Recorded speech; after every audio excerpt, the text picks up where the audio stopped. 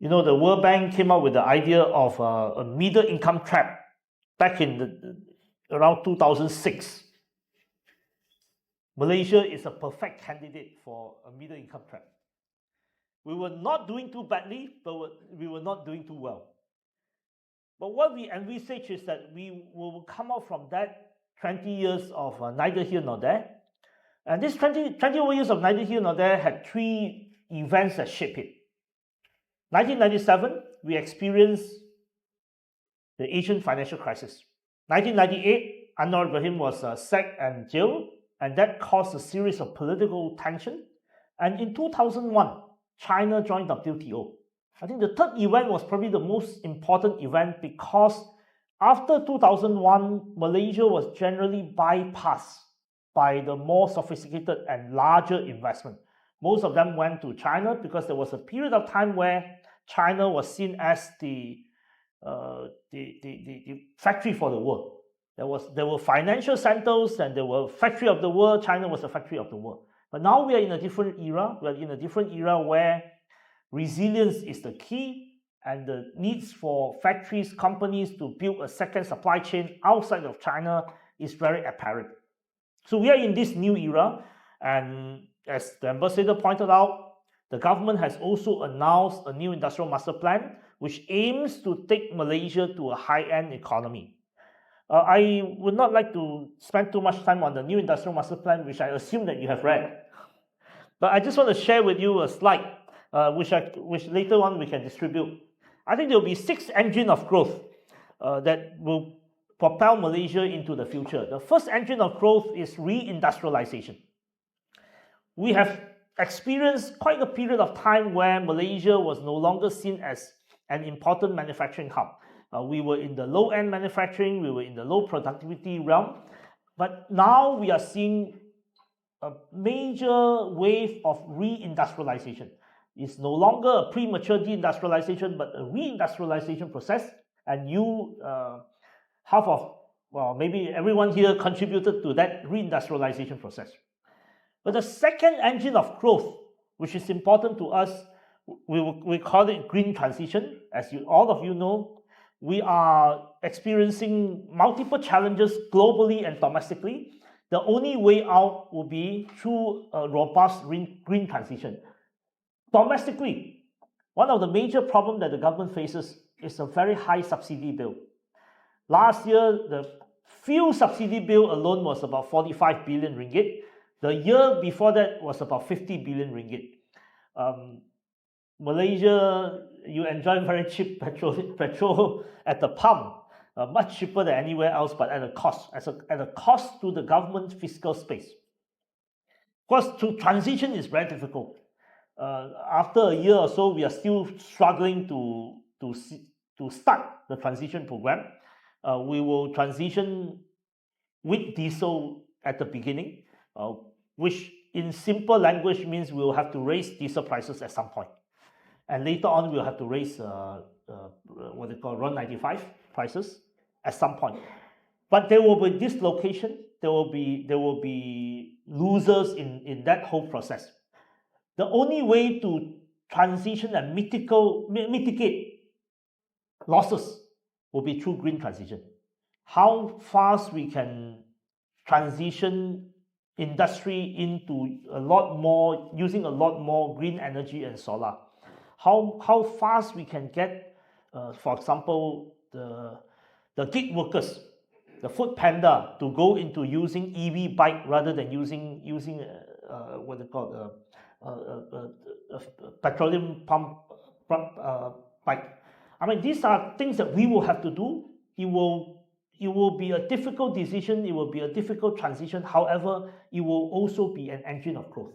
An engine of growth where transition into different parts of the green transition will bring a lot more investment.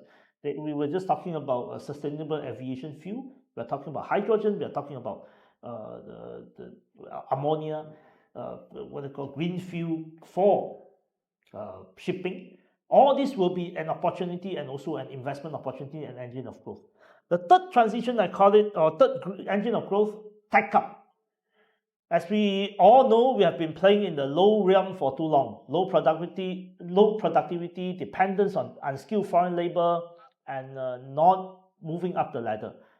But at some point, we will have to change, and we are changing, partly because you are bringing a lot more investment, and I will touch on that later. We will do a lot more. We will have to do a lot more innovation, a lot more digitalisation, a lot more automation, and that will be another wave of investment. And fourth, I call it good life. At some point, wages will rise, and wages will rise. Our ambition is to turn Malaysia into a middle-class society, and we're also hoping that this whole process will turn ASEAN into a middle-class society. I'll give you an example. If we think about China, in 2001, China joined WTO. When China joined WTO, it has only 100 million middle class. Today, China has at least 400 million Chinese living the life of a middle class. Imagine that ASEAN, which has less than 80 million middle class now, imagine that ASEAN will have 300 million middle class in 15 years' time. ASEAN would not just be a production site, it will also be a very important market globally. And that comes with a middle class life. A middle class life will be an engine of growth, consumption from the middle class. The fifth engine of growth, I call it Services 2.0. I hope you're not just bringing your manufacturing investment, which is important to us, but I hope that at some point, some of you will see Malaysia as your ASEAN headquarters, or maybe at some point you will feel that this could be a good place for an Asian headquarters. We are not there yet in terms of finances, but just put in your head that whatever Singapore can do, we can do 70%, 80% with a discount. I mean, there are things that we are not as good as Singapore. I acknowledge it. I have no problem acknowledging it. But very often among Malaysians and among many other investors, they are looking at Malaysia as not as a service hub. But imagine that actually out of Singapore's working population, 1.3 million are Malaysians and former Malaysians. Okay? Many people who run financial institutions in Singapore are former Malaysians. Essentially, this is two economies that is intertwined. Whatever Singapore can do, we can do most part of it with a discount. Finally, regions. I think there will be at least 3 or 4 regions that will be relevant to all of you. The first region will be where I represent, the southern region. The Malaysian government and Singapore government we are negotiating a special economic zone for Johor and Singapore, and that will be important.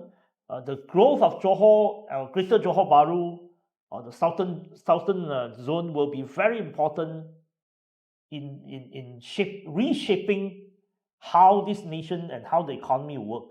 For the longest of time, the economy has been very concentrated in the Klang Valley. But seeing Johor as almost as a second economic capital in the years to come will transform the whole scene. Secondly, the semiconductor zone in Penang and Kulim will also be very relevant and very important.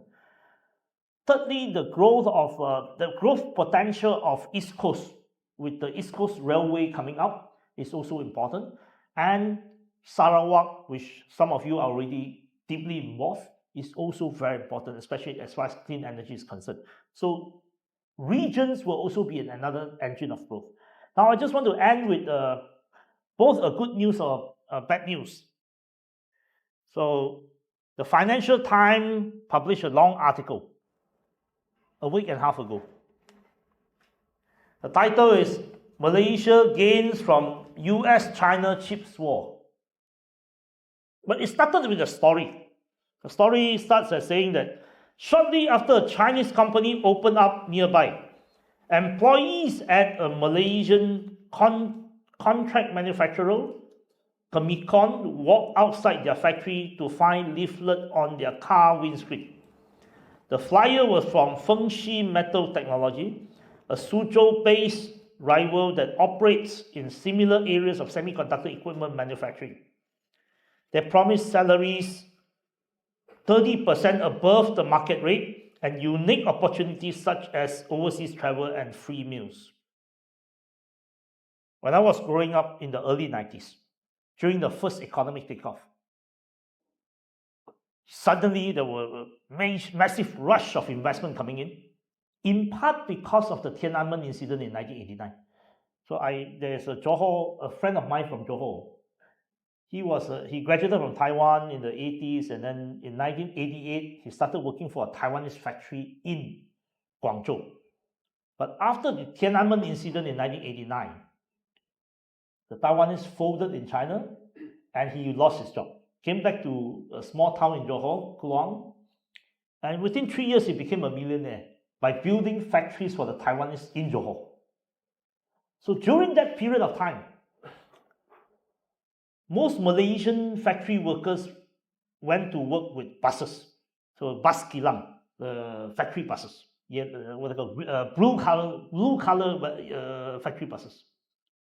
So what happened during those period of time was that when a new factory opened up, they will bribe the bus driver and ask the bus driver to tell everyone, today we don't go to the original factory, we drive into the next factory and you get 30% more pay. So this is both a good news for you and bad news for you, that wages will rise. Good from the government perspective, because rising wages will help create a more stable society. But for you, you may need a different calculus. You may need a different calculus where I think wages will rise. The way we structure businesses may have to be different, but hopefully that will create a more robust Malaysian economy where at some point we are 2/3 of Singapore rather than 1/3 of Singapore. Thank you very much.